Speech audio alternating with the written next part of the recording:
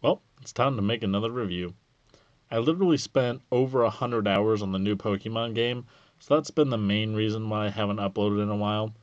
Also, I'd uploaded a lot of videos in October, and I feel like I was starting to get stuck in a rut just pumping out videos just for the sake of it, and that's not really how I want to do it. But enough of the excuses. Time to play my favorite sports game of all time, Triple Play 2001 for the PlayStation. Okay, I get it.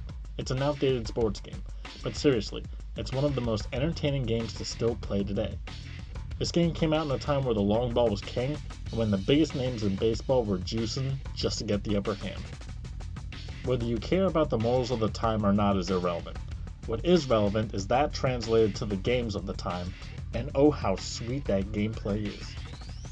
This was a time before hyper-realistic graphics, a simpler time, and the developers really understood their limitations they had to work with, and they really ran with the idea, adding content that would push this over just being average. However, the actual gameplay is just average. I mean, it is a sports game. Game studios just pump these out every year just for a quick cash grab and that's it. But it's comparable to other baseball games of the time, so it gets off easy in that respect. I mean, this was before EA got super crazy about the microtransaction stuff. The season play is just like any other game too, but it is fun to unlock the cheats and the legendary players throughout the season, which I think is an underrated aspect of most sports games. Upgrading the team, upgrading players, it's kind of like an RPG, but most sports games have this, so it's not really anything this game does particularly well. It can get a little boring in the season mode after your team's gotten really good. It may only take 10 or 15 games to replace all of your regular guys with legendary players or players with 99 stats. One aspect I didn't even know about until I played this game for this review is that you can upgrade the existing players. So that's kinda cool if you wanted to go that route in the season mode. I never did, but it's cool. What really is the highlight of this game is the Big League Challenge, which is just a fancy name for their home run derby. The normal home run derby is fairly decent. It's more or less just a home run derby that you'd expect from any baseball game during that time. The extreme mode, however, that's just like the greatest thing ever. You get points for the distance your ball flies, and if you hit a target or something else funny, you get additional points. You start out with 4 different extreme stadiums to play in, and they all have something to offer. Each of the 4 stadiums has its own charms. Okay, well 3 of them do.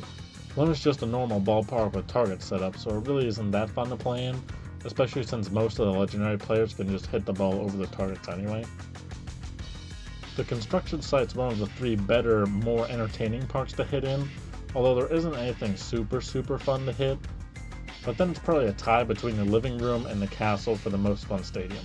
So there's just so much to hit all over the place. And what really surprises me is that there's 3 or 4 sayings per object. So if you hit the cow and the catapult in the castle, you don't have to hear the same line spoken every time. This one might make the fence. It's back! Would someone mind telling me why there's a cow on top of the castle wall? Watch out! They might start launching cows at us! I appreciate that they let you be able to use the legendary players right off the bat instead of having to unlock them in the Big League Challenge, so it lets you go straight into the action. In the season mode you have to unlock them, but being able to use them in the Extreme Challenge makes this game very easy to just throw in, start playing. I'd like to take this time to point out that you can mod your PSP to play PlayStation games on it. So if you have a PSP lying around and you just need to get your PlayStation kit going, then it's pretty possible and pretty easy. Please be proud of my modding skills. This game doesn't really do anything poorly, and the home run derbies always have me coming back to play for 10 or 15 minutes just to relieve stress. The music's catchy, and there aren't any super game-breaking bugs or glitches that I'm aware of. If you're into baseball or other sports, I'd highly recommend giving this a try. If you don't like baseball, well, I don't know, man, just check out one of my other reviews then. The top and bottom 5 stay the same, even though I really like this game. It just doesn't have the longevity to keep my attention for more than 10 or 15 minutes. I do love coming back to it every now and again because it's addicting in the short term, but I honestly can't dethrone any game on the top 5 to put it in there.